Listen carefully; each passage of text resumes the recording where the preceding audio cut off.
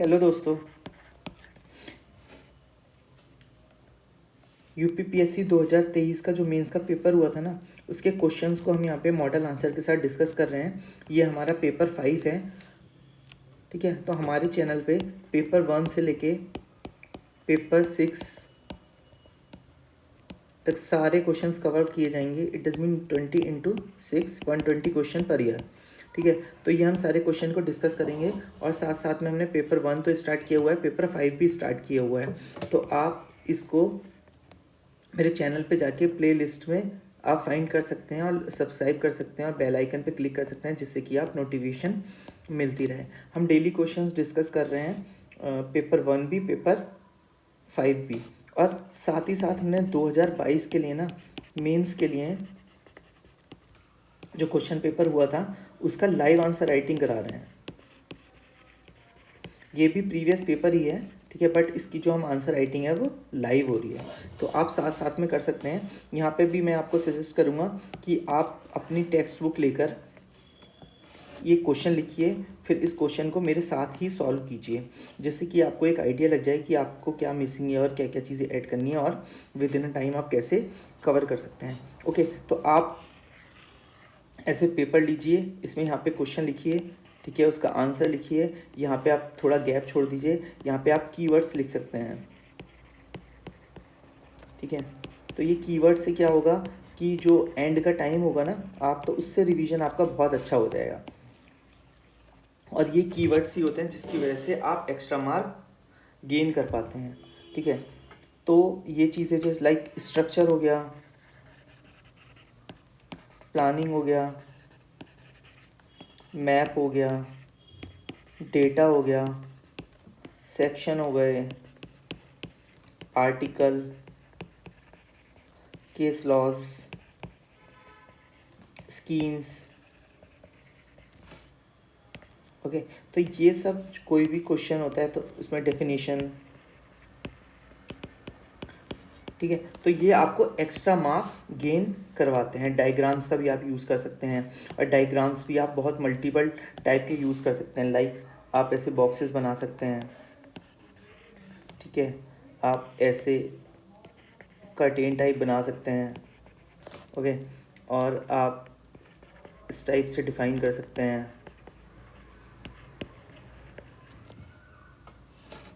ठीक है। तो आपको जैसे सूटेबल लगे आप इसको फॉलो कर सकते हैं, बट मैं आपको सजेस्ट कर रहा हूँ कि आप डायग्राम को ज़रूर बनाएं, ठीक है।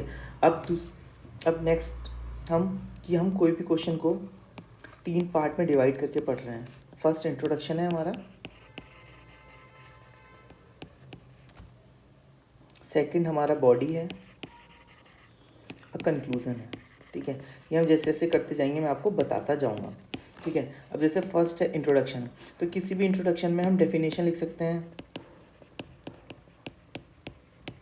कोई डेटा अगर हमें पता है वो लिख सकते हैं, कोई लॉ पास हुआ है वो लिख सकते हैं, आर्टिकल्स लिख सकते हैं, सेक्शंस लिख सकते हैं, ठीक है।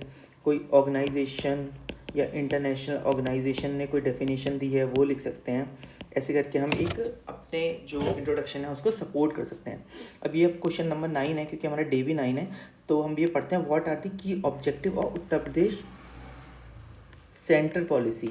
मतलब जो उत्तर प्रदेश की सेंट्रल पॉलिसी 2021 को, उसके जो की ऑब्जेक्टिव्स हैं उसको हमें डिस्कस करना है। तो हम यहाँ पे क्या करेंगे, पहले जो इंट्रोडक्शन है हम जस्ट बताएंगे। ये सबसे अच्छा तरीका होता है कि आप उसको ही डिफाइन कर दो। तो हम Uttar Pradesh data centre policy 2021 जो है उसको सबसे पहले डिफाइन करेंगे इन इंट्रोडक्शन। तो हमारा इंट्रोडक्शन है, the Uttar Pradesh data centre policy 2021 outlines a strategic framework to harness the benefit of data center for the state's economic and technical development, ठीक है। टेक्निकल डेवलपमेंट सबसे हमारा क्या है कि हार्नेस करना है, हमें इसको यूटिलाइज करना है, किसमें, द स्टेट्स जो इकोनॉमी है और टेक्नोलॉजिकल डेवलपमेंट के लिए, ठीक है। तो आप इनको ना हाईलाइट कर सकते हैं, अंडरलाइन कर सकते हैं, ठीक है। ये ही आपको एक्स्ट्रा मार्क्स गेन करने में हेल्प करता है। कीवर्ड्स इनको बोलते हैं, तो ये आप लिख भी लीजिए अलग से keyword.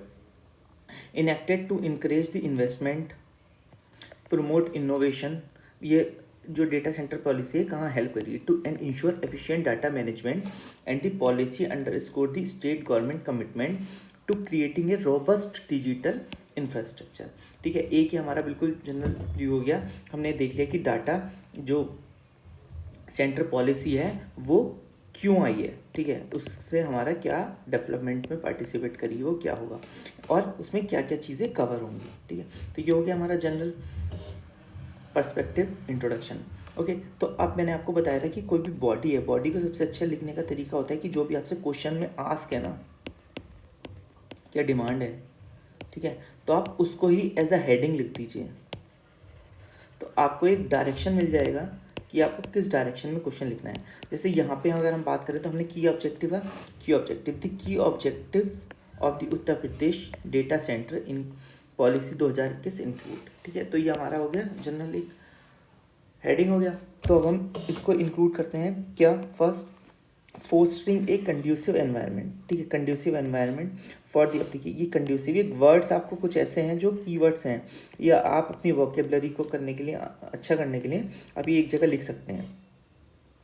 Fostering A conducive environment for the establishment of data centre, attracting investments in data centre infrastructure and promoting sustainable and energy efficient practices. ठीक है, फर्स्ट सेकंड क्या है, द पॉलिसी एम्स, क्या इस पॉलिसी का क्या एम है, position to position Uttar Pradesh as a preferred destination. ठीक है, इसको आप अंडरलाइन कर लीजिए, preferred destination for data centre investment, thereby driving economic growth, creating employment opportunities and enhancing the state's technological capabilities.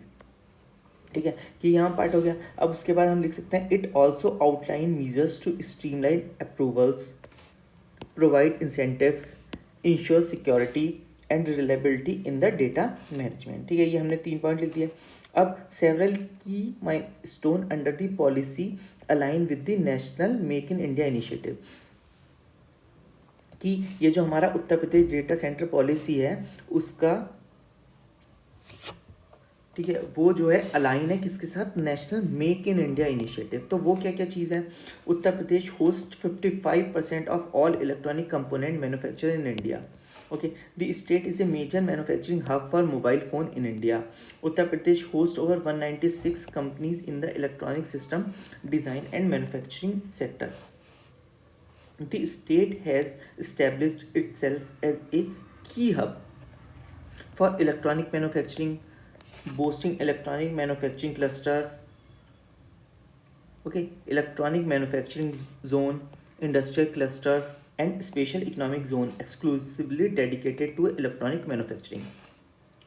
In the fiscal year 2023, Uttar Pradesh secured second position in electronics manufacturing export with an export value 2.58 billion, capturing a substantial share of 1665।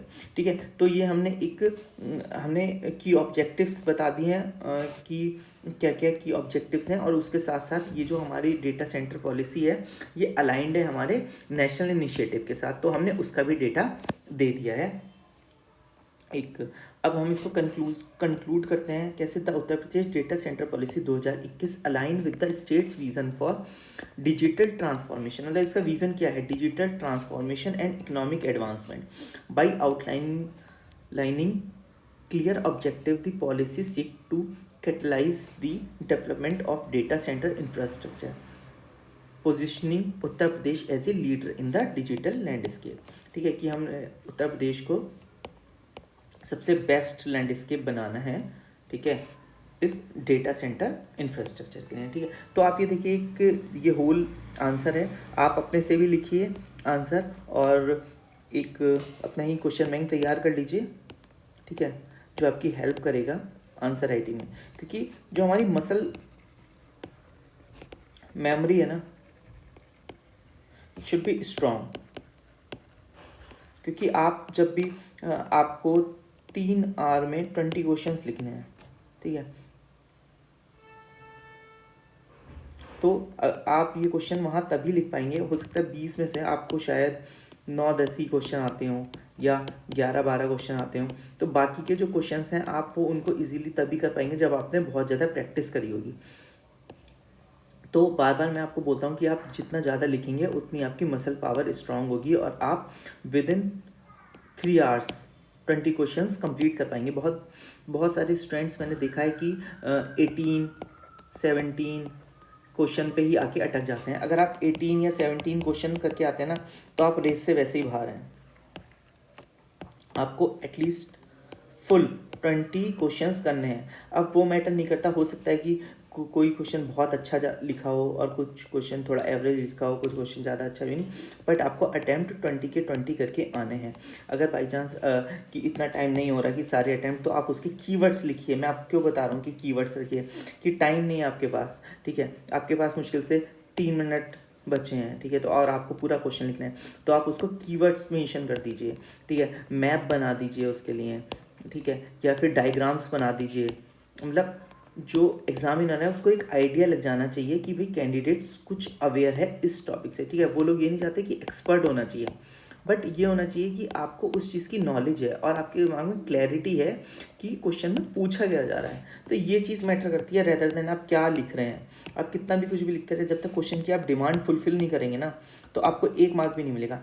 8 marks का question है या 12 marks का question है ना, और आपने सब कुछ लिख दिया except true demand of question, तो आपको 1 मार्क भी नहीं मिलेगा, ठीक है। और अगर आपने क्वेश्चन की डिमांड फुलफिल कर दी इंट्रोडक्शन इन इटसेल्फ, ठीक है, तो ही आपको 8 में से 5 मार्क्स इजीली मिल जाएंगे, ठीक है। इंट्रोडक्शन थोड़ा आप बॉडी में लिखेंगे, थोड़ा कंक्लूजन लिखेंगे, और अगर आपने स्ट्रक्चर अच्छा लिखा है, मैप बनाए हैं, प्रेजेंटेशन अच्छी दी है, तो ये आपके मार्क्स 6.5 बहुत इजीली जा सकते हैं, 7 तक भी जाते हैं। तो ऐसी आप प्रैक्टिस करते रहिए और मॉडल आंसर को देखते रहिए। पेपर 1 के लिए आप प्लेलिस्टों को फॉलो कर सकते हैं, 5 के लिए कर सकते हैं, और 2022 की जो आंसर राइटिंग लाइव प्रैक्टिस चल रही है उसके लिए आप फॉलो कर सकते हैं चैनल को। और एक बात और बताता हूँ कि कोई भी क्वेश्चन है आपका, कोई भी डाउट है, तो आप फ्रीली चैनल पे आके पूछ सकते हैं, ठीक है। कमेंट बॉक्स में कमेंट लिख सकते हैं, या आप मेरा जो टेलीग्राम का चैनल है वहाँ पे जाके भी कोई भी क्वेश्चन रेज कर सकते हैं। ओके, आज के लिए इतना ही। Thank you so much. Like and subscribe for more videos. Bye bye.